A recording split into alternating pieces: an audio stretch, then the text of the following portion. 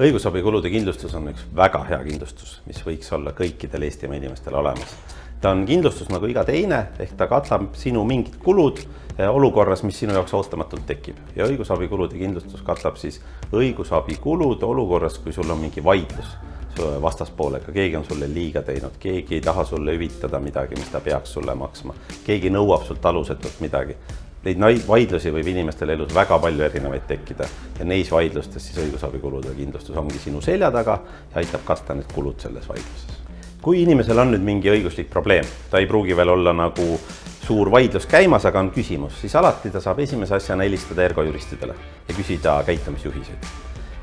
Kui neist ei piisa ja see vaidlus läheb suuremaks, vastaspool on talle kahju tekitanud, ta ei ole nõus seda hüvitama, siis koos ergoga lähebki inimene juba nii-öelda kohtusse.